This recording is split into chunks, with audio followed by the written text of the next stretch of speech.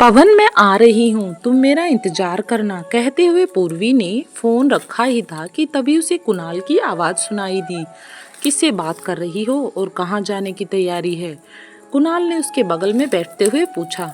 कुछ नहीं, बस एक सहेली से मिलने का प्रोग्राम बना रही थी, पूर्वा ने कहा। कुणाल ने पूर्वा के बालों को सहलाते हुए कहा, अच्छी बात है, दोस्तों से मिलते रहना चाहिए, रिश्तों में गर्माहट बनी रहती है। पूर्वा, कुणाल ने पूर्वा का हाथ अपने हाथ में लेकर कहा, मैं भले ही कभी यह न जता सकूं कि मैं तुमसे कितना प्यार करता हूं, पर मैं जानता हूं कि तुम जानती हो, तुम ही मेरी जीवन शक्ति हो, मेरा घर परिवार साहस हो, तुम सबसे हो। पूर्वा ने नजरें झुकाकर पूछा, आज यह बताने की जरूरत क्यों आन पड़ी? ऐसी क्या बात हो गई? कुणाल ने सिर झटकते हुए कहा, कुछ खास नहीं, बस मन में एक बात आई तो मैंने कह दी। कुणाल ने उठते हुए कहा, चलो तुम्हें कॉलेज छोड़ता हूँ, ऑफिस निकल जाऊंगा और जाते तुम्हें कॉलेज भी छोड़ दूंगा। कार में बैठते हुए पूर्वा ने कुणाल को देखा। सांवला रंग, सामान्य कद, गालों में पड़ती गहराइयां और भूरी आंखों वाला कुणाल विवाह के 5 बरस बीत जाने के बाद भी ऐसा लगता था मानो वह कोई अजनबी हो। पूर्वा जितना कुणाल को पकड़ने की कोशिश करती, वह उतना ही दूर छिटक जाता। न जाने ऐसी क्या बात थी। जिंदगी भर वह यह सोचती कि अब वह कुणाल को पूरी तरह जानने लगी है। उतनी ही बार वह कुणाल का व्यवहार उसे चौंका देता। ठीक शादी के बाद ही पहली रात की तरह जब वह दुल्हन बनी थी, सहमी सिमटी सी बैठी अपने पति का इंतजार कर रही थी और कुणाल ने आते ही कहा, पूर्वा तुम कपड़े बदल लो, थक गई होगी। पूर्वा चौंक पड़ी थी। हिंदी फिल्मों में देखी गई सुहागरात की तरह वह मन में न जाने क्या क्या सपने संजोए बैठी थी, लेकिन ऐसा कुछ भी न हुआ। कुणाल ने आगे कहा, तुम मुझे गलत मत समझना पूर्वा, पर हमारी शादी इतनी जल्दी में हुई कि मुझे तुम्हें जानने और समझने का मौका ही नहीं मिला। इसलिए मैं चाहता हूँ कि पहले हम एक दूसरे को समझें, ठीक तरह से जानें, फिर पति पत्नी का रिश्ता कायम करें। पूर्वा को कुणाल की बात तर्कपूर्ण लगी थी, फिर भी वह चौंक तो गई ही थी कि ऐसे कौन करता है किसी के साथ। फिर शादी के 6 माह बाद उन दोनों की सुहागरात मनी थी। पूर्वा कहाँ खो गई? कॉलेज आ गया है। कुणाल ने उसे हिलाया तो पूर्वा को थोड़ा वर्तमान में आने का समय मिला। वह अतीत के घेरों से निकल गाड़ी से उतर पड़ी। अंदर आते ही उसकी मित्र प्रोफेसर रक्षा ने उसका रास्ता रोककर पूछा, आज पवन जी नहीं आए? हाँ, आज हमें जाना है, पूर्वा ने कहा तो रक्षा एकटक उसे देखती ही रह गई। पूर्वा, क्या कह रही हो? तुमने कुणाल को छोड़ने का फैसला कर ही लिया? हाँ, और मैं जानती हूँ कि इससे कुणाल को कोई फर्क नहीं पड़ने वाला है।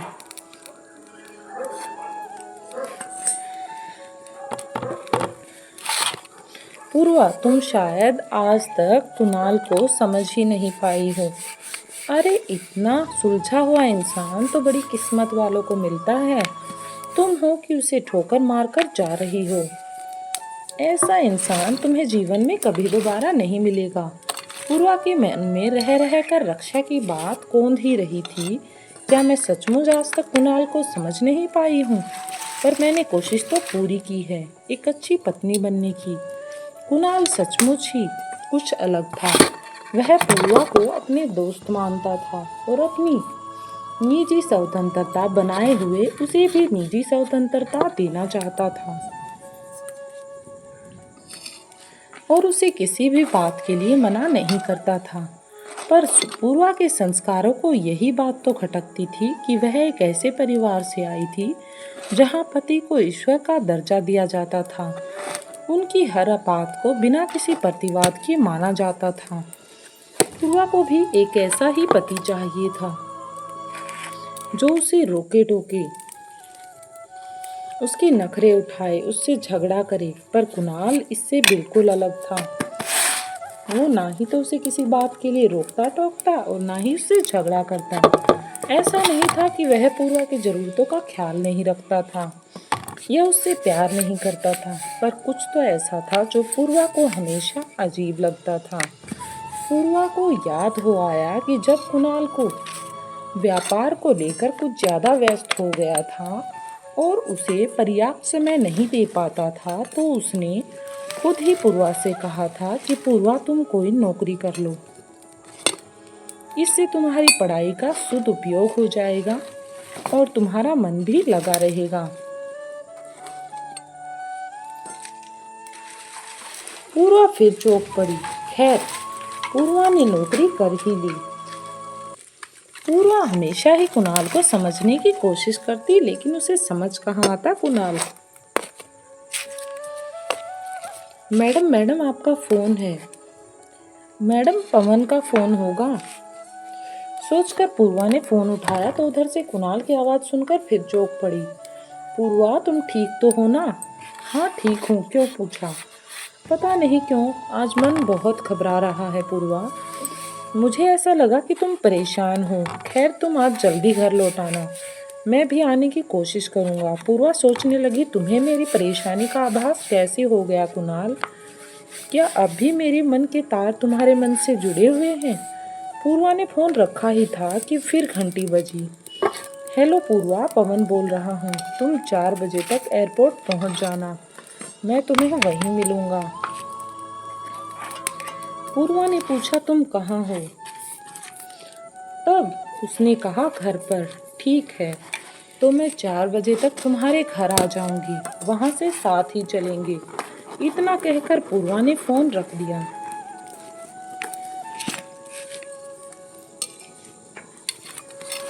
एक वर्ष पुरानी ही तो बात है जब ये सब कुछ घटित हुआ। उसकी पवन से मुलाकात हुई। उसके ही कॉलेज में अंग्रेजी प्रोफेसर है। पवन गोरा, रंग आकर्षक व्यक्तित्व वाला, आंखों पर चश्मा और जुबान पर शैली किट्स और वर्ड्सवर्थ की रोमांटिक कविताएं। यह है पवन की पहचान। पहली बार ही मिलने पर पवन की आंखों में अपने लिए कुछ खास भाव पाए थे पूर्वा ने। पवन से मिलकर ही पूर्वा को यह एहसास हुआ कि वह 30 का आंकड़ा करने के बाद भी सुंदर और आकर्षक है।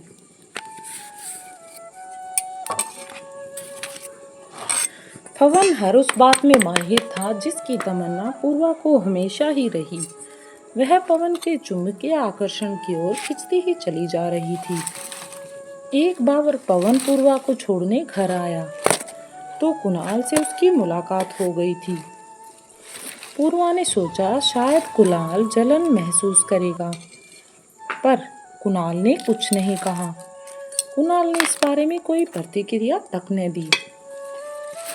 कुणाल आदमी है या नहीं, कोई देवता है वो, कभी असंयमित नहीं, कभी अव्यवहारिक नहीं, कभी असंतुलित नहीं। वह कुणाल से चीख चीख कर कहना चाहती थी कि मुझे पति रूप में एक सामान्य इंसान चाहिए था, देवता नहीं।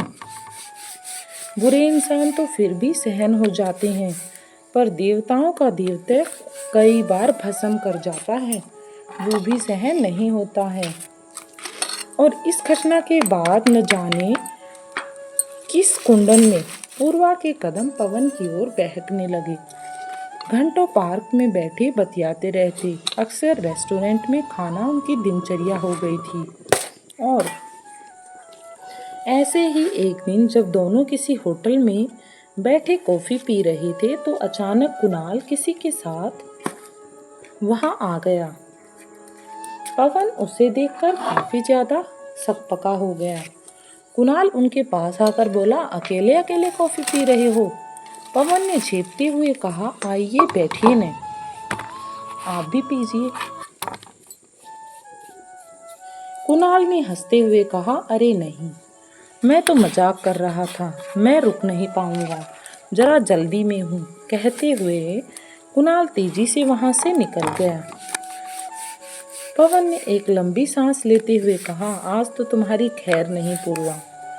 पूर्वा ने व्यंग्य से होठ टेढ़े करते हुए कहा, कुणाल मुझसे कुछ नहीं कहेगा, उसे इस सब से कोई फर्क नहीं पड़ता है। पवन ने चकित होकर कहा, कुणाल की जगह मैं होता तो सारा घर सिर पर उठा लेता।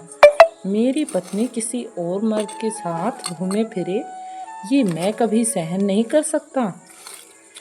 पूर्वा ने मुस्कुराकर कहा, शायद इसलिए मैं तुम्हारे साथ हूँ। जानते हो पवन, तुम वह सब हो जो मैं चाहती थी। तुम अच्छे भी हो और बुरे भी, पर कुणाल सिर्फ और सिर्फ अच्छा है और परफेक्ट है। उसका यही परफेक्शन मुझे सहन नहीं हो पाता। पता नहीं क्यों मुझे अजीब लगता है। धीरे धीरे पूर्वा और पवन इतने करीब हो गए कि जब पवन ने पूर्वा से कहा कि छोड़ दो कुणाल को, हम इस शहर से कहीं दूर चले जाएंगे और वहाँ शादी कर लेंगे, तब पूर्वा उसकी इस बात से इनकार न कर सकी। और आज जब जाने का वक्त करीब आ गया तो पूर्वा का मन बेचैन था। पूर्वा न जाने अतीत के किन पल्लों में उलझी हुई थी। पूर्वा ने घड़ी की तरफ देखा तो 3:30 बज चुके थे। वह पवन के घर की ओर चल दी। वह जा तो पवन के पास रही थी, पर उसके दिमाग में सिर्फ कुणाल ही चल रहा था। कुणाल की ही बातें उसके दिमाग में घूम रही थी। वह सोच रही थी कैसे होगी कुणाल की प्रतिक्रिया जब यह खबर उसे मिलेगी।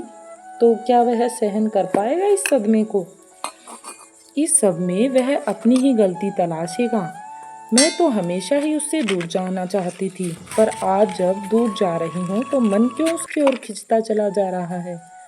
क्यों मुझे वो अच्छा लगता जा रहा है? क्या मैं पवन से प्यार नहीं करती? पूर्वा न जाने कितनी देर इन्हीं सवालों में उलझी रही। अगर टैक्सी वाला उसे उतरने को न कहता तो शायद वो इन्हीं सवालों से बाहर भी न निकलती। वह धीमे कदमों से पवन की ओर बढ़ गई।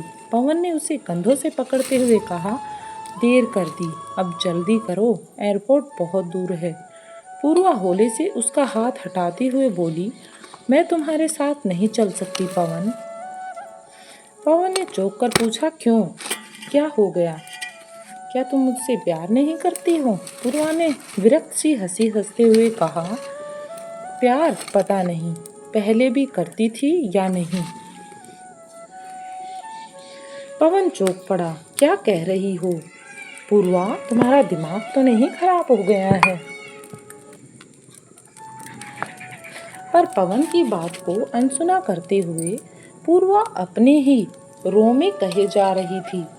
कुणाल के अहम को चोट पहुंचाने के लिए, उसकी भावनाओं को तकलीफ पहुंचाने के लिए मैं अपनी हदें पार करने वाली थी।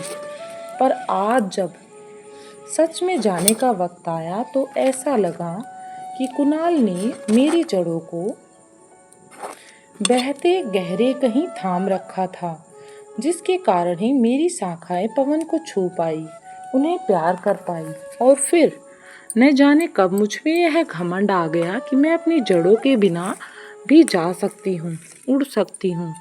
पर आज जब जड़ों से बिछड़ने का समय आया तो पता चला कि मेरी शाखाएं इन सब जड़ों की ही नेमत है।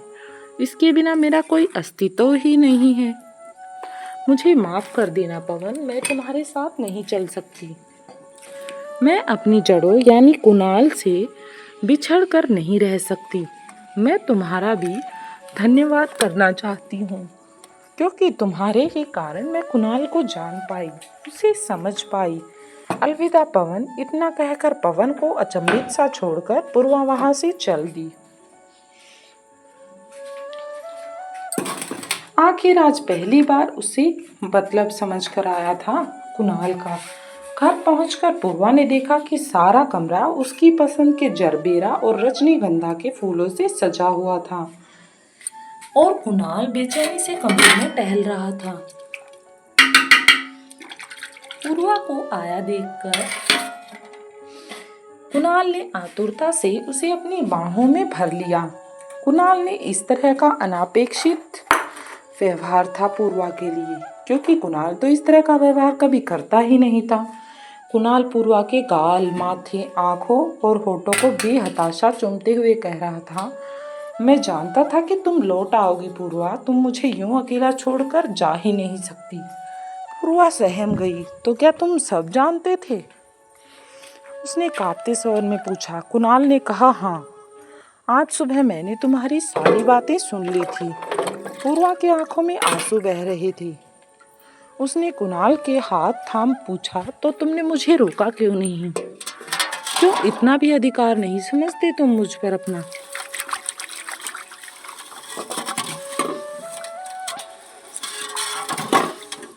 कुणाल ने उसका चेहरा अपने हाथों में लिया और कहा, मैं चाहता था रोक लेता, मैं तुम्हें रोक लूं, पर फिर लगा कि अगर तुम्हें जाना ही है तो मेरे रोकने का क्या फ़ायदा। मैं तुम्हें खुश देखना चाहता हूँ, चाहे जिस तरह, चाहे जिसके भी साथ। पर सच कहूँ पूर्वा, मैं बहुत डर गया था।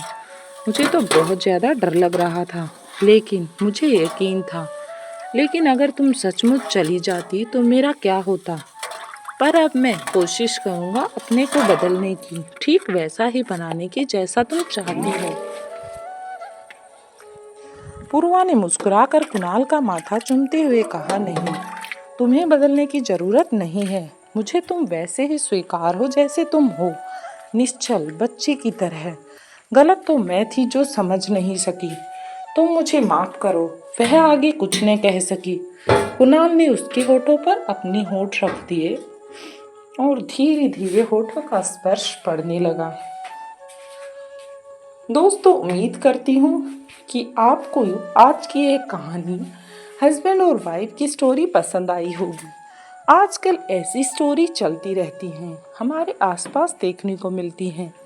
लेकिन पति पत्नी के रिश्ते को सम्मान देना सबसे ज़रूरी है, जिसके कारण ही हमारा रिश्ता मजबूत बनता है। स्टोरी अच्छी लगी हो तो कमेंट करके ज़रूर बताएं। धन्यवाद।